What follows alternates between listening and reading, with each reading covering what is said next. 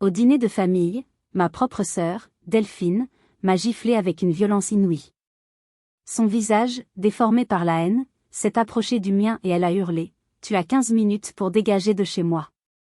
Le plus terrible dans tout ça ? Mes parents, Hervé et Monique, ont ri. Ils ont applaudi comme s'ils assistaient à un spectacle. Mais ce qu'ils ignoraient, c'est que j'étais venue préparer, que leur piège était aussi le mien. J'ai souri, j'ai sorti un dossier de mon sac, je l'ai claqué sur la table et j'ai dit calmement « Alors, il ne vous reste à tous que 5 minutes. » Avant que je vous plonge au cœur de ce dîner qui a absolument tout changé dans ma vie, j'aimerais beaucoup savoir d'où vous m'écoutez. C'est une histoire très personnelle, et savoir que nous la partageons ensemble, où que vous soyez, me touche profondément. Dites-moi dans les commentaires de quelle belle région de France, ou peut-être de quel pays, vous suivez cette histoire, et quelle heure il est chez vous en ce moment. Je m'appelle Élise, j'ai 34 ans. Mon métier, c'est de traquer l'invisible, de suivre les murmures de l'argent sale. En tant qu'analyste pour Tracfin, l'unité de renseignement financier de l'État français, je passe mes journées plongées dans des labyrinthes de chiffres, à déchiffrer des montages financiers complexes conçus pour dissimuler les crimes les plus divers. C'est un travail de l'ombre, un travail méticuleux qui exige une patience infinie et une concentration de tous les instants. J'aime mon métier. Il y a une satisfaction profonde, presque viscérale, à voir un réseau de sociétés écrans, patiemment tissé à travers plusieurs continents, s'effondrer comme un château de cartes sous le poids des preuves que j'ai rassemblées. Je suis douée pour ça. Mon esprit est entraîné à repérer l'anomalie, la petite incohérence dans un bilan, la transaction illogique qui trahit le mensonge. Mais jamais, au grand jamais, même dans mes scénarios les plus sombres, je n'aurais pu imaginer que le dossier le plus complexe, le plus personnel et le plus dangereux de ma carrière ne se trouverait pas dans les serveurs hautement sécurisés de mon bureau à Paris, mais sur la nappe en lin immaculé de la table à manger de ma propre famille, dans la banlieue cossue de Lyon. Ce dîner, officiellement, était une tentative de réconciliation. Une main tendue, ou plutôt un texto laconique de ma sœur Delphine après 2 longues années d'un silence quasi monastique entre nous. 2 années où j'avais délibérément érigé une muraille entre eux et moi, une mesure de protection vitale pour préserver ma santé mentale. J'avais accepté cette invitation avec une méfiance instinctive, mais aussi avec cette ridicule petite lueur d'espoir qui, je crois, ne s'éteint jamais vraiment. La voix de l'enfant en moi qui murmurait que peut-être, cette fois, ce serait différent. Que peut-être, nous pourrions retrouver une infime parcelle de la complicité qui nous unissait, petite fille, avant que l'argent, le statut et l'entreprise familiale ne deviennent un poison lent, rongeant les fondations de nos liens. Pourtant, au fond de moi, une autre voix, celle de l'analyste, me hurlait que c'était un leurre. Je le sentais dans mes os, dans la tension de mes muscles. Ce dîner n'était pas une branche d'olivier, c'était un tribunal. Et en m'asseyant dans le TGV qui filait à travers la campagne française pour me ramener à Lyon ce samedi-là, une boule d'angoisse nouée dans mon estomac, je ne savais pas encore très bien quel rôle on m'avait assigné dans cette mise en scène, celui de la procureure, ou celui de l'accusé. Ce que j'ignorais, c'est que ce soir-là, une seule d'entre nous quitterait cette maison la tête haute, indemne. Et ce ne serait pas celle qu'ils attendaient. Pour comprendre l'explosion qui allait survenir, il faut remonter le temps et examiner les fondations fissurées de la maison Gauthier. Mes parents, Hervé et Monique, étaient des figures locales, l'incarnation du rêve français. Des « partis de rien », comme mon père aimait à le répéter avec une fierté non dissimulée. D'un petit pavillon de banlieue et d'une ambition dévorante, ils avaient bâti l'une des entreprises de promotion immobilière les plus prospères et les plus influentes de la région lyonnaise. Leur histoire était leur évangile, un récit de travail acharné, de sacrifices et de succès éclatants qu'ils servaient à chaque dîner mondain. Mais cette religion du succès avait un dogme implicite, l'image et la réussite matérielle primaient sur tout le reste. Et ce dogme a eu un coût émotionnel que j'ai payé pendant plus de 30 ans. Dans ce théâtre familial soigneusement orchestré, les rôles étaient gravés dans le marbre dès notre plus jeune âge. Ma sœur Delphine, de 3 ans mon aînée, était le soleil. Elle était la perfection incarnée, belle, charismatique, sachant instinctivement comment charmer, comment plaire, comment obtenir ce qu'elle voulait. Elle était le prolongement naturel des ambitions de mes parents. Dès l'adolescence, elle assistait aux réunions, absorbant le jargon des affaires avec une facilité déconcertante. Elle était leur chef-d'œuvre, leur héritière incontestée, la preuve vivante de leur réussite. Et puis, il y avait moi. L'ombre. L'anomalie. L'enfant trop silencieuse qui préférait la compagnie des livres à celle des réceptions bruyantes. J'étais surtout l'enfant qui posait les mauvaises questions. Celles qui dérangeaient. Papa, pourquoi on doit construire cet immeuble ici? Le petit parc où les vieux jouent au pétanque va disparaître. Maman, pourquoi tu dis que ces gens sont simples? Ils n'ont juste pas autant d'argent que nous, c'est tout. Je voyais les fissures dans la façade dorée de notre famille, et chacune de mes questions était perçue non comme une curiosité saine, mais comme un jugement, une critique voilée, une forme d'ingratitude. Pourtant, je me souviens d'une autre Delphine. Une Delphine qui existait avant d'être formatée par le moule familial. Quand j'avais 10 ans, j'étais tombée de vélo. Une chute violente, le genou en sang, les larmes et la honte. Delphine, qui avait 13 ans et un rendez-vous important avec ses premières amies, populaires, a tout annulé sans une seconde d'hésitation. Elle est restée avec moi tout l'après-midi, m'a désinfecté la plaie avec une douceur infinie, m'a mis un pansement de super-héroïne et m'a raconté des histoires jusqu'à ce que j'oublie la douleur. Ce jour-là, elle était mon roc, ma protectrice. Mais cette Delphine-là s'est étiolée, a disparu progressivement, remplacée par une adolescente puis une femme qui a compris que la vulnérabilité et l'empathie étaient des faiblesses dans le monde de nos parents. Le point de bascule, je crois, a été ce jour où, au collège, j'ai refusé de laisser une camarade être accusée à tort d'une bêtise que j'avais commise. Le soir, Delphine m'a prise à partie. Mais tu es stupide ou quoi? Personne ne l'aurait su. Maintenant, tu vas être puni et tu nous fais honte. Le poison de la performance et de l'image avait déjà commencé son œuvre. Le fossé est devenu un abîme lorsque j'ai choisi ma voie professionnelle. Au lieu de l'école de commerce prestigieuse qui m'était destinée pour rejoindre l'entreprise Gauthier, j'ai choisi le service public. J'ai passé les concours, j'ai travaillé dur et j'ai intégré Tracfin. Pour mes parents, ce fut la trahison ultime. Pas une trahison morale, mais une trahison de statut. Une carrière de petite fonctionnaire, se lamentait mon père, alors qu'un empire l'attendait. Il ne voyait pas la fierté de servir l'intérêt général, seulement le manque de prestige, l'absence de bonus à 6 chiffres et de voitures de fonction. Les dîners de famille sont devenus des séances de torture psychologique. Chaque succès de Delphine était disséqué, admiré, célébré. Chaque question sur mon travail était une flèche empoisonnée de condescendance. La rupture a eu lieu lors de mon 30e anniversaire. Devant toute la famille élargie, mon père a porté un toast. Il a parlé de Delphine, de ses succès éclatants, puis il s'est tourné vers moi. Et nous sommes aussi fiers de notre Élise, a-t-il dit avec un sourire paternaliste. Elle a trouvé sa propre petite voie. Elle prouve qu'on peut aussi avoir une vie simple et honorable sans avoir forcément l'ADN des Gauthier. L'humiliation a été si violente, si publique, que quelque chose s'est brisé en moi ce soir-là. J'ai cessé de venir. Le silence est devenu mon bouclier. Jusqu'à ce texto. Simple, direct. Dîner samedi soir à la maison.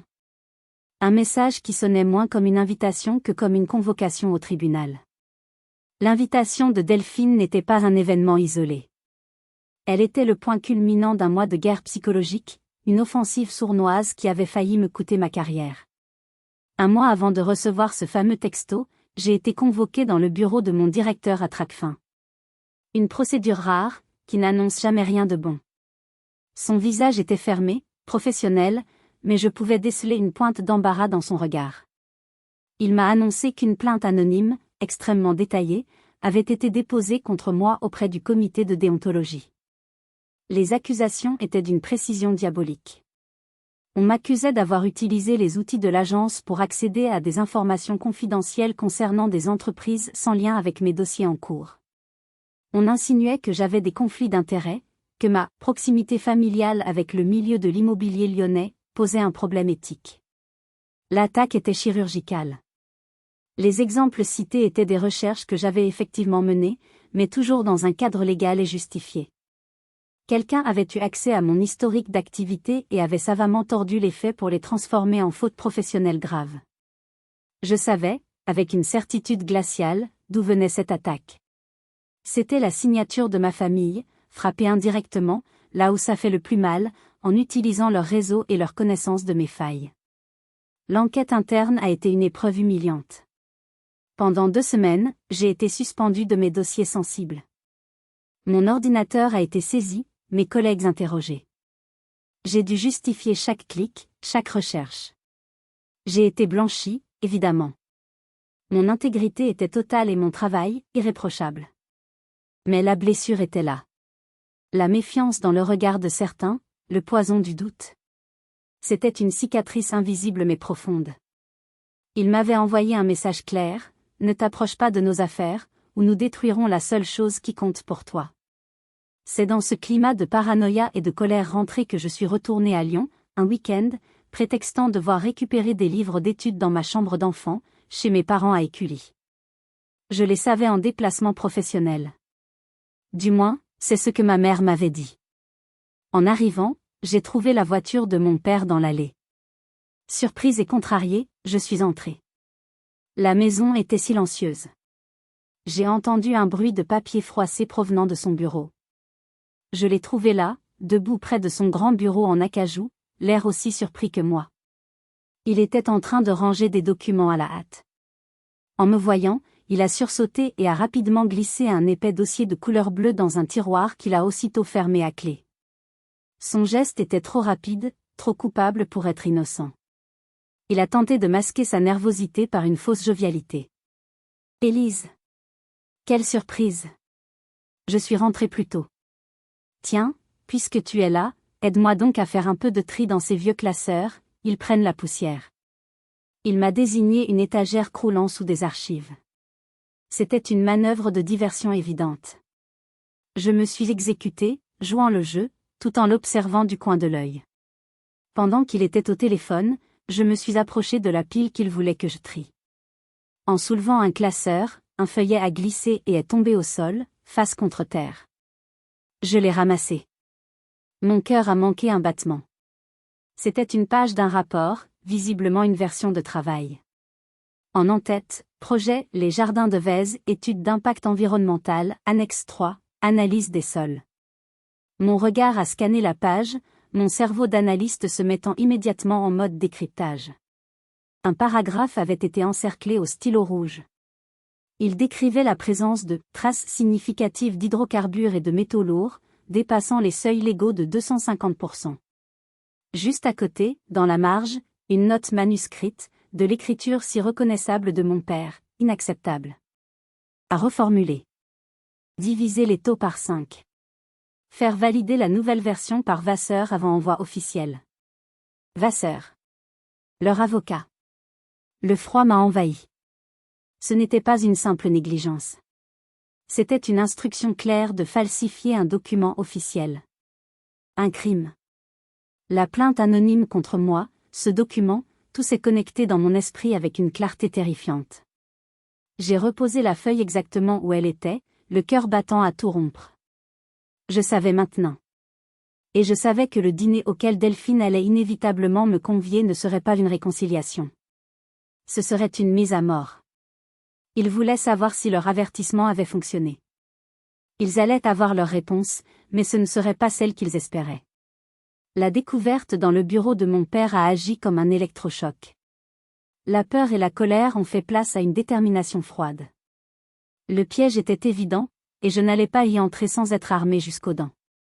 Les jours qui ont précédé le dîner, j'ai fait ce que je savais faire de mieux, j'ai travaillé. Mais cette fois, le dossier était ma propre famille. J'ai passé des soirées entières à éplucher les bases de données publiques, le cadastre, les registres du commerce, les comptes rendus des conseils municipaux. Discrètement, légalement, j'ai commencé à tirer sur les fils qui dépassaient du projet Les Jardins de Vèze. Et plus je tirais, plus la pelote de mensonges et de corruption se dévidait. J'ai découvert des sociétés écrans, des transactions immobilières suspectes, et surtout, le vote clé de 2 élus municipaux qui avaient changé d'avis à la dernière minute, permettant au projet d'être approuvé malgré les réticences initiales. La veille du dîner, mon plan de bataille était prêt. J'ai créé un dossier numérique exhaustif, compilant toutes mes découvertes, y compris une photo haute résolution du document trouvé chez mon père. J'ai crypté le tout avec un mot de passe complexe et l'ai téléchargé sur un serveur cloud sécurisé. J'ai ensuite copié ce dossier sur une clé USB neuve. Le samedi matin, avant de prendre mon train pour Lyon, j'ai retrouvé Cécile, ma collègue et amie la plus proche, dans un café parisien. Cécile, lui ai-je dit en lui tendant la clé USB et une enveloppe scellée. Ceci est très important. Garde-le en lieu sûr. Dans l'enveloppe, il y a le mot de passe et des instructions. Si tu n'as pas de nouvelles de moi, un appel ou un message, d'ici lundi matin à 10 heures précises, tu suis les instructions à la lettre. Compris ? Son visage était grave. Elle n'a pas posé de questions. Elle a simplement hoché la tête et a glissé la clé et l'enveloppe dans son sac. Fais attention à toi, Élise, a-t-elle simplement dit. En arrivant à la gare de Lyon-Part-Dieu, une impulsion m'a saisie. Au lieu de me diriger vers la station de taxi pour rejoindre la prison dorée d'Écully, j'ai pris le métro en direction de Vèze. Je devais voir. Je devais comprendre pour qui, et pourquoi, je m'apprêtais à livrer cette bataille. Vèze était un quartier authentique, un quartier avec une histoire. Des immeubles anciens aux façades patinées par le temps, des petits commerces, une place où des enfants jouaient au ballon. Ce n'était pas un quartier instagrammable, c'était un quartier où les gens vivaient vraiment. Guidé par une odeur de pain chaud, j'ai poussé la porte d'une petite boulangerie, chez Madame Leclerc. Derrière le comptoir, une femme d'une 60aine d'années, les mains farinées et le sourire fatigué mais sincère, me servit un croissant. J'ai engagé la conversation, prétextant être une ancienne du quartier. Je lui ai parlé du grand projet immobilier qui allait revitaliser le secteur, en utilisant les termes de la plaquette commerciale que j'avais trouvée en ligne. Son sourire s'est éteint. Revitaliser, a-t-elle répété avec une amertume infinie. Ils appellent ça revitaliser. Moi, j'appelle ça nous tuer à petit feu. Cette boulangerie, mon mari, que Dieu ait son âme, et moi, nous l'avons ouverte il y a 40 ans. Tous nos souvenirs sont ici. Ils nous proposent une somme dérisoire, de quoi à peine rembourser nos crédits. Mais ils ne peuvent pas nous rembourser une vie. Où voulez-vous que j'aille, à mon âge ? À cet instant, une voix lâche et insidieuse a murmuré en moi. Laisse tomber, Élise. C'est trop gros pour toi. C'est ta famille. Mais le visage de Madame Leclerc, sa dignité, la chaleur de sa petite boutique, tout cela a balayé mes doutes. Ce n'était plus une affaire de chiffres sur un rapport. C'était une affaire de vies humaines.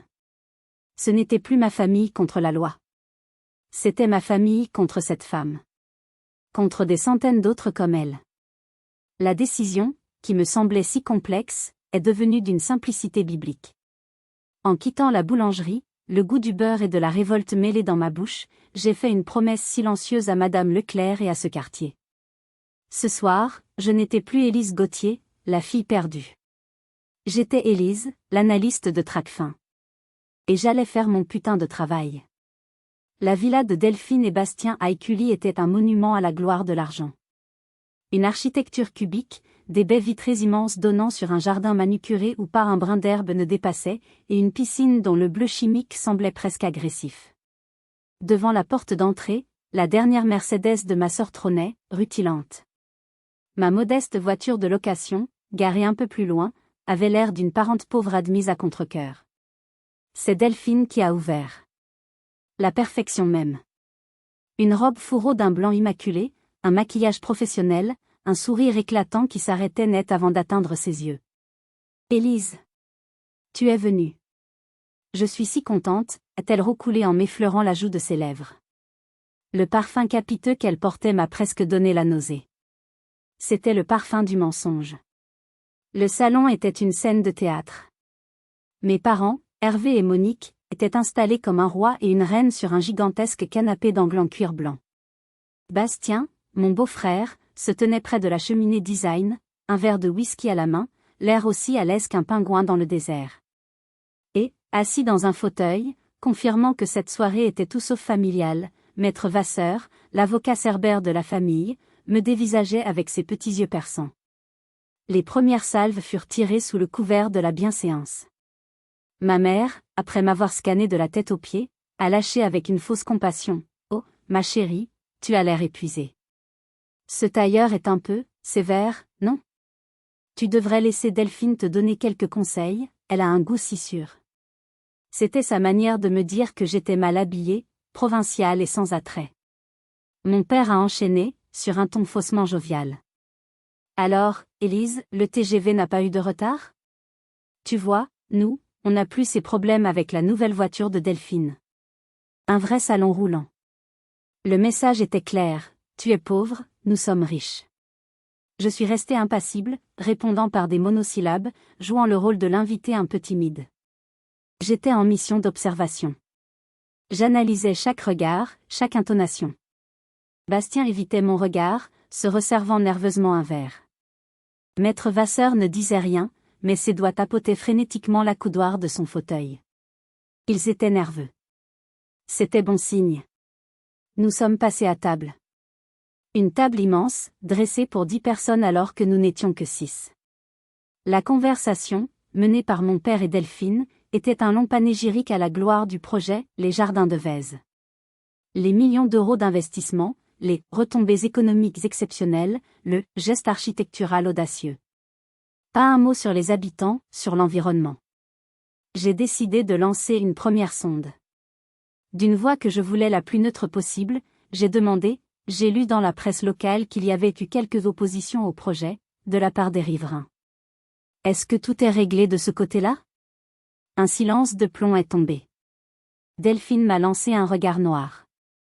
Mon père a essuyé sa bouche avec sa serviette, un geste lent et théâtral. Des détails, Élise. Des détails insignifiants, réglés par nos avocats. Quand on bâtit l'avenir, il y a toujours quelques nostalgiques du passé qui font du bruit. Ne t'inquiète pas pour ça. La tension était si épaisse qu'on aurait pu la couper au couteau. Chaque mot était une mine. Je savais que j'avançais sur un terrain piégé. Il voulait me faire parler, me pousser à la faute. Mais moi aussi, j'attendais mon heure. Que feriez-vous à ma place? Face à une telle hostilité, à une telle hypocrisie de la part de votre propre sang, auriez-vous gardé votre calme, ou auriez-vous tout envoyé promener dès les premières minutes? Je suis curieuse de lire vos réactions dans les commentaires. Le repas s'est poursuivi dans cette ambiance électrique. Finalement, au moment du dessert, mon père a levé son verre. Je voudrais porter un toast. À la famille. Le seul, l'unique rempart contre un monde hostile et jaloux. Il m'a regardé droit dans les yeux en prononçant la dernière phrase. Ce n'était plus une pique. C'était un avertissement. Et j'ai compris que la fausse trêve était terminée. La véritable bataille allait commencer. Le dessert, une création complexe et prétentieuse d'un pâtissier à la mode, est resté intact dans mon assiette. L'air était devenu irrespirable. C'est Delphine, après le toast menaçant de mon père, qui a décidé de porter l'estocade. Elle a posé délicatement sa fourchette, a joint ses mains manucurées sur la table et m'a fixé avec un sourire glacial. Puisque nous sommes en famille, Élise, a-t-elle commencé d'une voix douce et venimeuse, et que nous parlons de loyauté, j'aimerais comprendre quelque chose. Ton travail, il consiste à enquêter sur les gens, n'est-ce pas? À chercher la petite bête, à trouver des failles. Dis-moi, est-ce que tu prends plaisir à ça? À détruire la réputation des gens qui, eux, créent de la richesse, qui prennent des risques? L'attaque était frontale. Elle ne parlait plus de mon travail en général. Elle parlait de moi, enquêtant sur eux. J'ai gardé mon calme. Mon travail consiste à faire respecter la loi, Delphine. La loi est la même pour tout le monde, que l'on soit un petit artisan ou un grand promoteur immobilier. La création de richesse ne donne pas un permis de tricher. Tricher, a-t-elle répété, en haussant un sourcil parfaitement épilé. Quel grand mot. Nous appelons ça être malin. Être efficace. Des notions qui t'échappent probablement, dans ton petit monde de bureaucrate. C'est là que j'ai vu l'ouverture. Elle m'avait tendu la perche. Être malin, ai-je dit lentement, en détachant chaque syllabe, c'est par exemple de reformuler un rapport d'expert pour que des taux de pollution 250% au-dessus des normes légales deviennent soudainement acceptables? C'est ça, être efficace? Le silence qui a suivi fut assourdissant. J'avais lâché la première bombe. J'ai vu la couleur quitter le visage de Bastien. Maître Vasseur s'est figé, la main crispée sur son verre. De quoi tu parles, a sifflé mon père, sa voix soudainement rauque. Je parle de la vérité, ai-je continué, sentant une force nouvelle m'envahir. La peur avait disparu, remplacée par une colère froide et juste. Je parle du projet Les Jardins de Vèze. Je parle des études d'impact environnemental que vous avez sciemment falsifiées. Je parle des risques sanitaires pour les futurs résidents et pour tout le voisinage que vous avez choisi d'ignorer. Je parle des pressions et des menaces sur les petits propriétaires pour qu'ils vendent leurs biens à vil prix. Et ce n'est pas tout. J'ai marqué une pause, les regardant un par un. Je parle aussi de corruption. Je parle de ces 2 élus municipaux, dont les votes ont miraculeusement basculé au dernier moment. Je parle de ces virements, effectués depuis des sociétés écrans basées au Luxembourg, vers des comptes numérotés en Suisse qui, coïncidence amusante, leur appartiennent. C'est de ça que je parle. J'avais tout mis sur la table. La vérité, brute, sans fioriture. Delphine a été la première à retrouver une contenance. Mais son visage était un masque de fureur. Comment oses-tu inventer des choses pareilles? Tu es folle. Tu as toujours été une menteuse, une fabulatrice. Ce ne sont pas des inventions, Delphine. Ce sont des faits. Des faits documentés. Le visage de ma sœur s'est décomposé, mais seulement l'espace d'une fraction de seconde. Puis, une rage glaciale, une haine pure a remplacé le choc. Elle s'est levée de sa chaise, lentement, ses mouvements devenus souples et silencieux, comme ceux d'un prédateur qui a repéré sa proie. Elle a commencé à contourner la table, se dirigeant vers moi. Et j'ai su, avec une certitude absolue, que j'avais franchi le point de non-retour. La digue avait cédé, et le torrent de violence qu'elle contenait depuis des années allait tout emporter sur son passage. Delphine a contourné la grande table en chêne massif, ses talons aiguilles claquant sur le parquet avec une régularité sinistre, comme le tic-tac d'une bombe à retardement. Personne ne bougeait. Mon père la regardait faire, les mâchoires serrées. Ma mère avait porté une main à sa bouche, ses yeux passant de Delphine à moi avec une sorte de fascination horrifiée. Bastien, lui, semblait vouloir s'enfoncer dans sa chaise jusqu'à disparaître. Elle s'est arrêtée juste derrière moi. Je ne la voyais pas, mais je sentais sa présence, la chaleur de sa fureur qui irradiait dans mon dos. Je suis restée parfaitement immobile, le dos droit, les mains toujours posées sur mes genoux pour dissimuler leur tremblement.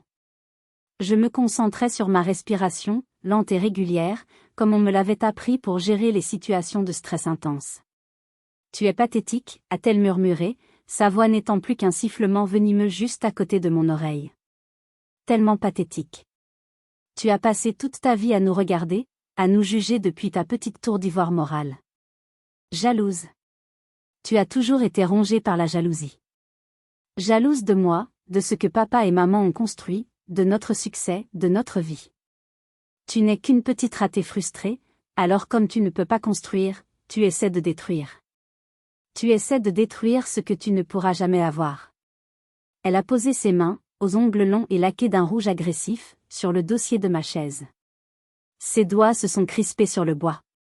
Tu viens ici, dans ma maison, tu manges ma nourriture, tu respires mon air, et tu oses cracher ton venin. Tu n'es rien, Élise.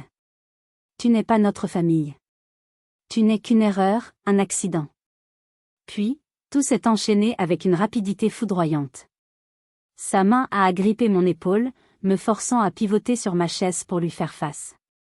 Son visage était à quelques centimètres du mien, les traits contractés par une haine si intense qu'elle en était méconnaissable. Et sa main droite est partie. La gifle. Le son a explosé dans le silence de la pièce. Un claquement sec, brutal, humiliant. Ma tête a été projetée sur le côté sous la violence de l'impact. Une douleur aiguë, fulgurante, a envahi ma joue, et j'ai senti le goût chaud et métallique du sang dans ma bouche, là où mes dents avaient mordu l'intérieur de ma lèvre. Mais la douleur physique, aussi vive soit-elle, n'était rien. Absolument rien, comparé à l'horreur de ce qui a suivi. Le rire de mon père. Ce n'était pas un petit rire gêné. C'était un rire franc, sonore, un rire d'approbation. Et puis, le son encore plus surréaliste, plus monstrueux, des mains de ma mère qui applaudissaient. Pas une ovation, non. Juste quelques claquements légers, secs, précis, comme pour marquer son assentiment. Enfin. Un peu de bon sens, a lancé mon père, un grand sourire carnassier aux lèvres. Elle en avait bien besoin de celle-là. Ça lui remettra peut-être les idées en place. Ma mère a hoché la tête, un petit sourire satisfait flottant sur ses lèvres. Delphine a raison. Il y a des limites à ne pas dépasser. La famille, c'est sacré. Le monde autour de moi s'est dissous. Le son s'est éteint. Les couleurs ont pâli. À cet instant précis, la petite fille en moi qui avait passé 34 ans à mendier une miette de leur amour, une once de leur approbation, est morte. La douleur, la rage, la tristesse, toutes ces émotions ont été balayées, remplacées par un vide immense, un calme terrifiant et absolu. C'était fini. Il n'y avait plus rien à sauver. Plus aucune illusion à entretenir. Je me suis redressée lentement sur ma chaise. J'ai porté la main à ma joue endolorie, puis j'ai regardé mes doigts, sans voir la légère trace de sang. Mon regard s'est levé et a croisé celui de Delphine, qui me regardait, triomphante, la poitrine haletante. Puis, j'ai plongé la main dans mon sac à main posé sur la chaise à côté de moi. Mes gestes étaient lents, précis, presque robotiques. J'ai sorti le dossier en carton que j'avais préparé. Il était épais, lourd de leurs mensonges. Je l'ai posé sur la table. Clac. Le bruit sec a fait sursauter tout le monde. J'ai relevé la tête. J'ai regardé ma sœur, mon père, ma mère, leur avocat. Et j'ai souri. Un vrai sourire, pour la première fois de la soirée. Un sourire calme, déterminé, et absolument sans pitié. Tu m'as donné 15 minutes pour partir, Delphine, ai-je dit d'une voix parfaitement calme, une voix que je ne me connaissais pas, claire et tranchante comme du verre. Alors, il ne vous reste à tous que 5 minutes. L'effet de mes paroles a été instantané. Le sourire triomphant de Delphine s'est effacé, remplacé par une incrédulité confuse. Mon père a cessé de ricaner, son visage se figeant dans une expression de méfiance. L'atmosphère de la pièce a basculé en une seconde. Le pouvoir venait de changer de camp. « Qu'est-ce que tu racontes encore » a craché Delphine, mais sa voix avait perdu de son assurance. Je n'ai pas répondu. J'ai simplement ouvert le dossier sur la table. J'ai sorti les documents un par un, les disposant devant moi comme un joueur de cartes à bas son jeu gagnant. Ceci, ai-je commencé, en faisant glisser une feuille vers le centre de la table, est une copie de la version non falsifiée du rapport environnemental. Notez bien les taux de contamination. Et ceci, ai-je ajouté en plaçant un autre document à côté, est la version que vous avez soumise à la mairie. Une simple comparaison suffit à prouver la fraude. J'ai continué, ma voix toujours aussi calme et posée. Voici l'analyse graphologique, commandée à un expert indépendant, qui confirme que les signatures de 2 fonctionnaires sur le permis de construire sont des imitations. Des imitations grossières, d'ailleurs. Je les regardais se décomposer. Le visage de mon père passait du rouge de la colère au blanc de la peur. Maître Vasseur, l'avocat si arrogant, transpirait à grosses gouttes. Et enfin, le plat de résistance. J'ai sorti une dernière liasse de papier. Les relevés bancaires. Le traçage complet des fonds, depuis une de vos sociétés écrans au Luxembourg, transitant par une banque à Genève, pour finalement atterrir sur les comptes personnels de nos 2 chers élus municipaux. Le montage est assez classique, mais efficace. J'ai tout. Chaque virement, chaque date, chaque numéro de compte. J'ai levé les yeux du dossier et je les ai regardés. Et pour répondre à la question que vous vous posez tous, oui, des copies de l'intégralité de ce dossier sont en lieu sûr. Entre les mains de plusieurs personnes de confiance. Avec des instructions très simples, si je ne donne pas de nouvelles d'ici après-demain, ou s'il m'arrive le moindre accident, tout est automatiquement transmis aux autorités compétentes et à la presse. Mon père a été le premier à réagir, retombant dans son réflexe de négociateur. « Élise, arrête tes bêtises » a-t-il tenté, sa voix se voulant forte mais tremblant légèrement. « Dis-nous ce que tu veux. »« C'est de l'argent, c'est ça ?»« Toujours l'argent. »« Combien ? 1 million ? 2 ? Une villa sur la Côte d'Azur ? Dis un chiffre, et on n'en parle plus. » J'ai ri. Un rire sans joie, plein de pitié. « Tu ne comprends toujours pas, papa. Tu penses vraiment que tout a un prix ? Ma dignité n'en a pas. La santé des gens n'en a pas. Mon silence n'est pas à vendre. C'est du chantage, a hurlé Maître Vasseur, se levant à moitié de sa chaise. Non, maître, l'ai-je corrigé froidement. Le chantage, c'est quand on demande quelque chose pour soi-même. Moi, je ne demande rien pour moi. Je vous offre une porte de sortie. Une dernière chance d'éviter la ruine totale et la prison. Voici mes conditions. Elles ne sont pas négociables. J'ai pris une profonde inspiration. Vous avez 48 heures, à compter de maintenant. Premièrement, vous publiez un communiqué officiel annonçant l'annulation pure et simple du projet, les Jardins de Vèze, pour des raisons éthiques et environnementales. Deuxièmement, vous créez un fonds de compensation de 20 millions d'euros, 20 millions, vous avez bien entendu, qui sera géré par une fondation indépendante pour dédommager toutes les familles qui ont été ou allaient être expropriées. 20 millions ? Tu es complètement folle, a crié Delphine. C'est le prix de votre liberté, ai-je rétorqué sans la regarder. Si dans 48 heures, ces deux conditions ne sont pas remplies et publiquement annoncées, la guerre commence. Et c'est une guerre que vous avez déjà perdue. Je me suis levée, j'ai soigneusement rassemblé mes documents et les ai remis dans mon sac. J'ai ajusté la bandoulière sur mon épaule, le poids du sac me semblant soudainement très léger. Delphine, tu voulais que je dégage de chez toi. C'est ce que je vais faire. Avec plaisir. Je me suis dirigée vers la porte. La voix de mon père, chargée de haine, m'a arrêtée. Tu le regretteras, Élise. Tu es en train de faire la plus grosse erreur de ta vie. Tu détruis ta propre famille. Je me suis retournée une dernière fois, ma main sur la poignée de la porte. Non, papa. La famille, vous l'avez détruite vous-même il y a bien longtemps. La plus grosse erreur de ma vie a été de passer 34 ans à espérer votre amour. Cette erreur, je ne la referai plus jamais. Et j'ai fermé la porte derrière moi. Le trajet entre la porte d'entrée de la villa et ma voiture de location m'a semblé durer une éternité. Chaque pas était lourd, comme si je marchais dans l'eau. J'ai réussi à garder une démarche assurée, le dos droit, jusqu'à ce que je sois enfin à l'abri des regards, dans l'habitacle de la voiture. Et là, tout a lâché. Le barrage que j'avais construit pour affronter la soirée s'est rompu, et un torrent d'émotions m'a submergé. Des tremblements incontrôlables ont secoué tout mon corps. J'ai posé mon front contre le volant froid et j'ai pleuré. J'ai pleuré la petite fille qui voulait juste que ses parents soient fiers d'elle. J'ai pleuré l'adolescente qui ne comprenait pas pourquoi elle était si différente. J'ai pleuré la femme que ma propre sœur venait de frapper et que mes parents avaient reniée avec un rire. C'était un chagrin immense, un deuil. Le deuil de la famille que je n'avais jamais eu et que je n'aurai jamais. Après de longues minutes, la crise de larmes s'est calmée, laissant place à une fatigue extrême mais aussi à une lucidité glaciale. L'analyste en moi a repris le dessus. La première chose que j'ai faite a été de sortir mon téléphone et de me prendre en photo. Le flash a brutalement éclairé mon visage. Sur l'écran, j'ai vu ma joue, rouge et enflée, avec la marque distincte des 5 doigts de Delphine qui commençaient déjà à virer au violet. J'ai transféré immédiatement la photo, avec la date, l'heure et une brève description de l'agression, sur le serveur crypté de mon avocat. C'était devenu une pièce à conviction.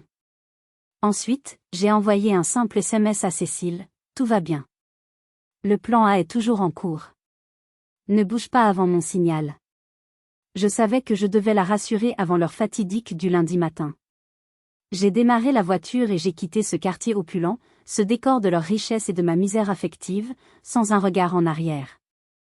J'ai roulé jusqu'à un petit hôtel anonyme que j'avais réservé près de la gare, sous un faux nom. Paranoïa ? Peut-être, mais dans cette guerre, toutes les précautions étaient bonnes à prendre. Une fois dans la chambre, j'ai rallumé mon téléphone. La tempête s'est déchaînée. Des dizaines d'appels manqués de mes parents, de Delphine, de Maître Vasseur. Une avalanche de messages vocaux, allant des menaces à peine voilées, « Tu vas payer pour ça, Élise », aux tentatives de manipulation larmoyantes de ma mère, « Comment peux-tu nous faire ça, à nous, tes parents qui t'avons tout donné ?» J'ai tout écouté, sans émotion, comme un enquêteur analyse des enregistrements. C'étaient les dernières convulsions d'un monstre blessé à mort. Vers minuit, alors que j'étais sur le point de m'endormir d'épuisement, le téléphone a vibré. Un numéro masqué. Mon instinct m'a dit de répondre. Allô ? Élise, Sébastien. Sa voix n'était qu'un murmure, pressé, terrifié. Je suis désolé. Je suis tellement désolé pour ce qui s'est passé. Je n'ai rien su dire. Pourquoi tu m'appelles, Bastien, ai-je demandé froidement. Parce que tu dois savoir. Il faut qu'on se voie. Pas au téléphone. J'ai quelque chose d'important pour toi. C'est vital. J'étais méfiante. Il faisait partie d'eux. Pourquoi je te ferais confiance? Tu es resté assis là, sans rien dire, pendant qu'elle me frappait. Parce que j'ai peur, a-t-il avoué, sa voix se brisant. Parce qu'après ton départ, ça a été l'enfer. Ton père et Delphine se sont retournés contre moi. Ils ont dit que si l'affaire sortait, ils diraient que j'étais le seul responsable, le directeur technique qui a tout validé. Ils m'ont menacé. J'ai compris, Élise. J'ai compris que j'étais leur prochain fusible. Si tu tombais, j'étais le suivant à être sacrifié sur l'autel de la famille Gauthier. Nous nous sommes donné rendez-vous le lendemain matin, très tôt, dans un café discret près de la gare de Perrache. Il est arrivé l'air d'un homme traqué, le visage cireux, les yeux cernés. Sans un mot, il a posé une clé USB sur la table entre nous. C'est mon assurance vie. Et maintenant, c'est la tienne aussi, a-t-il dit.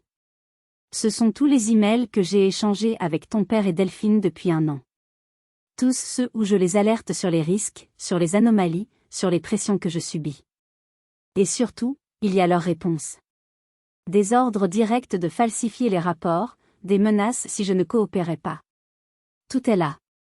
Ce n'était pas l'acte d'un homme courageux. C'était celui d'un homme aux abois, qui cherchait à sauver sa peau. Mais peu importait sa motivation. Avec ces preuves, mon dossier n'était plus seulement en béton armé. C'était une forteresse imprenable. J'ai pris la clé USB. Le compte à rebours de 48 heures était terminé. Il était temps de déclencher la foudre. Le lundi matin à 9 heures, mon avocat a déclenché l'offensive sur 2 fronts. D'une part, il a déposé une plainte officielle pour violences volontaires aggravées contre Delphine Gauthier, avec les photos de ma joue tuméfiée comme pièce à conviction principale. D'autre part, il a transmis l'intégralité de mon dossier, enrichi des emails fournis par Bastien, au Parquet national financier, l'organisme spécialisé dans la grande délinquance économique et financière. La machine judiciaire, lente mais implacable, était en marche. Le mercredi, la première secousse a eu lieu. Une brève, discrète mais dévastatrice, est parue dans les pages régionales du journal Le Progrès, le promoteur Gauthier visé par une enquête préliminaire pour des irrégularités dans son projet Faravèse. Le nom Gauthier était lâché. Pour le petit monde des affaires lyonnais, c'était l'équivalent d'un tremblement de terre. La réaction de ma famille a été à la hauteur de leur panique, une contre-attaque d'une violence et d'une perversité extrême. Ils ont compris que la bataille judiciaire était mal engagée, alors ils ont décidé de la déplacer sur le terrain de la réputation. Mon terrain. Ils ont engagé une des agences de communication de crise les plus chères et les plus redoutables de Paris, des mercenaires de l'image dont la spécialité était de détruire la crédibilité de l'adversaire. La première vague a été de tenter de noyer le poisson. Des sources proches du dossier ont distillé dans la presse économique l'idée que ces accusations n'étaient qu'une manœuvre de déstabilisation, orchestrée par un groupe concurrent jaloux de la réussite des Gauthier. La ficelle était un peu grosse, et la tactique n'a pas vraiment fonctionné. Alors, ils sont passés à la deuxième phase, beaucoup plus personnelle et destructrice.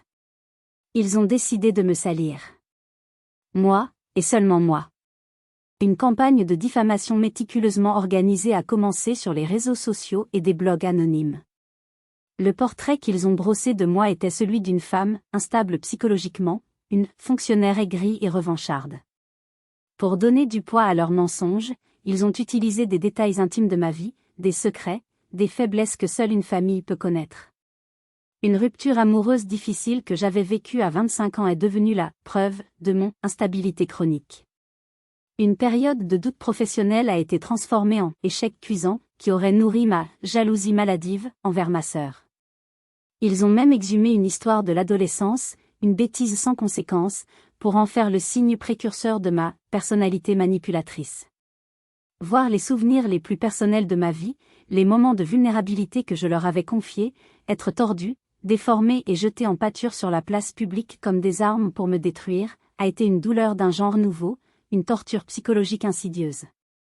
Ils n'attaquaient plus l'analyste de Tracfin, ils assassinaient publiquement la jeune femme que j'avais été, avec la complicité de ceux qui étaient censés la protéger. La pression était intenable. J'ai failli craquer. Il y a eu des nuits où je me suis dit que j'allais tout arrêter, juste pour que le silence revienne. Et c'est au moment où j'étais au plus bas que quelque chose d'inattendu, de miraculeux, s'est produit. Une armée improbable s'est levée pour moi. Madame Leclerc, la boulangère de Vèze, et les autres habitants du quartier, galvanisés par les premières révélations dans la presse, ont commencé à s'organiser. Ils ne savaient pas que j'étais la source, mais ils ont compris que le combat pour la vérité était engagé. Ils ont créé un collectif de défense. Ils ont contacté des associations environnementales. Ils ont organisé un petit rassemblement pacifique devant le chantier à l'arrêt, avec des banderoles peintes à la main, « Nos vies valent plus que vos profits » et « Non à la pollution, oui à nos maisons ». Leur mobilisation, au début ignorée, a fini par attirer l'attention des médias locaux, puis nationaux.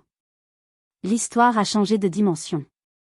Ce n'était plus une obscure affaire financière, mais le combat emblématique de David contre Goliath.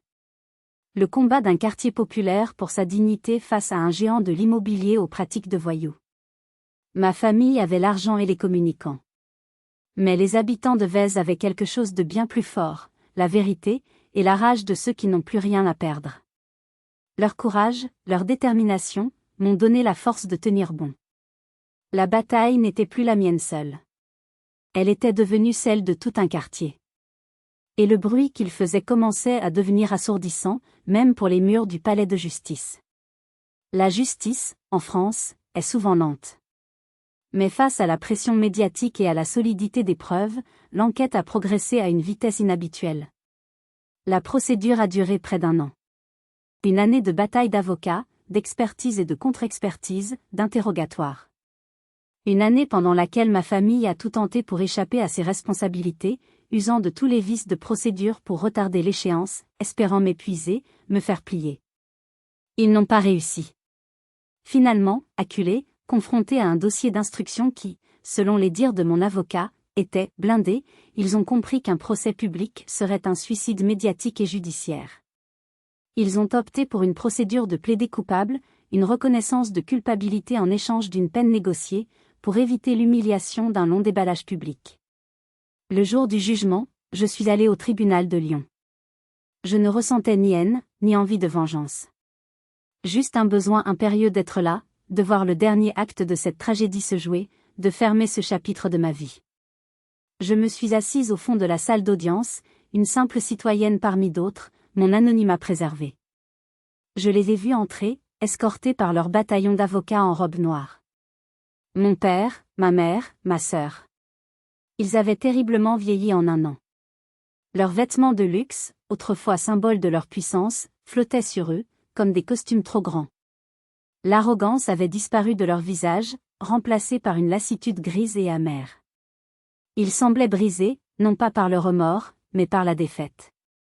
Le président du tribunal a lu d'une voix monocorde les termes de l'accord. Les chefs d'accusation étaient lourds, la liste longue et infamante, fraude en bande organisée, corruption active, faux et usage de faux, mise en danger de la vie d'autrui, délit environnemental. Hervé Gauthier, mon père, a été condamné à 3 ans de prison, dont un an ferme à purger immédiatement, le reste en sursis avec mise à l'épreuve. Delphine Gauthier, ma sœur, a écopé de la même peine. Pour l'agression sur ma personne, elle a reçu une condamnation supplémentaire avec sursis et l'obligation de suivre un stage de gestion de la violence. Ma mère, Monique, dont l'implication était jugée moins directe mais bien réelle, a été condamnée à 18 mois de prison avec sursis et à une très forte amende. L'entreprise Gauthier, en tant que personne morale, a été condamnée à une amende record de plusieurs millions d'euros, et surtout, à l'obligation de financer l'intégralité de la dépollution du site de Vèze, ainsi que le fonds de compensation de 20 millions d'euros pour les habitants. À l'énoncé du verdict, ils n'ont pas scié. Pas une seule fois leurs regards n'ont cherché le mien. Pour eux, j'étais devenue une étrangère, l'architecte de leur ruine. En sortant du tribunal, bousculé par la meute de journalistes, mon regard a croisé celui de Madame Leclerc. Elle était là, au premier rang du public, avec une dizaine d'autres membres du collectif de Vèze. Elle ne savait toujours pas que j'étais celle qui avait tout déclenché. Elle m'a simplement fait un petit signe de tête, un sourire timide mais chargé de reconnaissance. Ce sourire d'une inconnue, ce jour-là, a eu plus de valeur pour moi que toutes les paroles d'amour que j'avais attendues de ma famille en vain. Quelques jours plus tard, j'ai eu un entretien avec mon directeur à Tracfin. Il m'a regardé avec un profond respect. « Élise, m'a-t-il dit, je travaille dans la fonction publique depuis 30 ans. J'ai rarement vu un tel courage et une telle intégrité. Vous auriez pu fermer les yeux. Vous auriez pu être riche. Vous avez choisi de faire votre devoir. L'État a besoin de plus de gens comme vous. Une promotion m'a été proposée, à un poste à plus haute responsabilité. La justice des hommes avait été rendue. Mais la blessure familiale, elle, était une plaie béante qui mettrait des années à cicatriser. J'ai commencé le long travail de reconstruction. Je pensais que le dernier fantôme du passé avait enfin été exorcisé. Jusqu'à ce qu'une lettre, quelques mois plus tard, arrive dans ma boîte aux lettres. Une lettre avec le cachet du centre de détention où ma sœur purgeait sa peine. L'enveloppe est restée sur la table basse de mon appartement parisien pendant 3 jours entiers. Un petit rectangle de papier blanc qui contenait potentiellement tant de venin. Je tournais autour, la prenais, la reposais. Une partie de moi, masochiste, voulait l'ouvrir, affronter une dernière fois la haine de ma sœur. Une autre partie, plus saine, me hurlait de la jeter, de ne pas laisser son poison s'infiltrer à nouveau dans ma vie fragilement reconstruite. Était-ce une demande de pardon, aussi improbable soit-elle? Une tentative de renouer, de comprendre? Finalement, un soir, armé d'un verre de vin et d'une résolution fatiguée, je l'ai ouverte. Le papier était de qualité, l'écriture de Delphine toujours aussi élégante et appliquée, même en prison. Mais les mots qu'elle avait tracés étaient d'une violence inouïe. Ce n'était pas une lettre, c'était un réquisitoire. Sur 4 pages serrées, elle ne reconnaissait aucune faute, aucun tort. J'étais, selon elle, la seule et unique responsable de leur chute. J'avais agi par jalousie maladive, j'avais détruit l'œuvre de toute une vie, de nos parents, j'avais trahi mon propre sang pour satisfaire mon ego de petite fonctionnaire frustrée. Elle m'accusait d'avoir manigancé tout cela pour obtenir une promotion. La lettre se terminait par une phrase, écrite en lettres capitales, soulignée 3 fois, comme un cri de rage figé sur le papier. « J'espère que tes grands principes moraux te tiendront chaud la nuit, maintenant que tu es toute seule au monde. » J'ai lu la lettre une première fois, sentant la vieille douleur familière me serrer la gorge. Puis je l'ai relue une seconde fois. Et là, quelque chose de surprenant s'est produit. La douleur a reflué, remplacée par une immense, une profonde pitié. Et puis, par une sorte de paix. Cette lettre était un cadeau inattendu. C'était la confirmation finale, absolue, que j'avais pris la bonne, la seule décision possible. Ils ne changeraient jamais. Ils étaient enfermés dans leur propre réalité, une forteresse de déni et d'arrogance où ils seraient à jamais les victimes et moi, la bourrelle. Ils ne pourraient jamais me donner ce dont j'avais besoin, la reconnaissance, le remords, l'amour. Et accepter cela, c'était enfin être libre. J'ai pris la lettre, je suis allée sur mon petit balcon qui donnait sur les toits de Paris. J'ai allumé un briquet et j'ai regardé les mots de haine de ma sœur se transformer en cendres noires qui se sont dispersées dans le vent du soir. C'était un rituel. Un adieu. Les mois, puis les années ont passé. J'ai accepté cette promotion. Mon nouveau travail était passionnant, exigeant, il m'a emmené à des conférences à Bruxelles, à Rome, à Berlin. J'ai commencé à suivre une thérapie pour apprendre à penser cette blessure d'enfance, à construire mon estime de moi non pas en opposition à ma famille, mais pour moi-même. J'ai renoué avec de vieux amis que des années de drame familial m'avaient fait négliger. J'ai appris à faire confiance à nouveau, à aimer. J'ai construit ma propre famille, une famille de cœur, faite d'amis qui m'aimaient pour ce que j'étais, et non pour ce que je représentais. 2 ans après le procès, lors d'un week-end à Lyon, je suis retournée à Vèze. Le quartier était métamorphosé. Le fonds de compensation avait permis aux habitants de rénover leurs logements et à la mairie de revitaliser les espaces publics. La friche industrielle, entièrement dépolluée aux frais de l'entreprise Gauthier, n'était plus qu'un mauvais souvenir. À la place, il y avait un grand parc verdoyant, Un jardin public baptisé le Jardin de la Renaissance. Des enfants couraient dans l'herbe, des couples se promenaient, des personnes âgées lisaient sur les bancs. C'était un lieu de vie, de paix. Au coin du parc, j'ai vu une nouvelle devanture, la nouvelle boulangerie de Madame Leclerc. J'ai poussé la porte. Elle était là, derrière son comptoir, l'air plus jeune, le sourire radieux. Elle m'a reconnu immédiatement. Bastien, qui avait divorcé et purgé sa peine avec sursis, lui avait tout raconté. Elle est sortie de derrière son comptoir et m'a prise dans ses bras, une étreinte chaude qui sentait la farine et la bienveillance.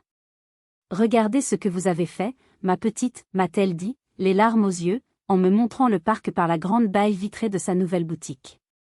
Vous n'avez pas seulement sauvé nos maisons. Vous nous avez aidés à planter des racines encore plus profondes. Vous nous avez rendu notre dignité. En regardant ce jardin né des cendres de la cupidité et du mensonge, j'ai enfin compris. La famille dans laquelle on est nous façonne, c'est vrai. Mais c'est la famille que l'on choisit, celle que l'on construit par nos actes, nos choix et nos valeurs, qui nous définit vraiment. J'avais perdu une famille de sang, mais j'avais trouvé une communauté.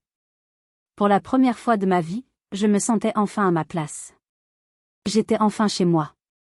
Avez-vous déjà dû vous éloigner d'une relation toxique, familiale ou autre, pour vous retrouver et vous reconstruire? Partagez votre expérience dans les commentaires. Vos histoires, même les plus douloureuses, sont des témoignages de courage et peuvent donner de la force et de l'espoir à d'autres personnes qui traversent peut-être la même épreuve en ce moment. Si ce récit a résonné en vous, merci de laisser un « j'aime », de vous abonner pour ne pas manquer d'autres histoires de vie, et de la partager. C'est en partageant nos expériences que nous nous sentons moins seuls et plus forts. Et n'oubliez jamais ceci, votre valeur n'est pas déterminée par ceux qui sont incapables de la voir. L'intégrité est la seule chose que l'on ne peut pas nous prendre. Merci infiniment de m'avoir écouté jusqu'au bout.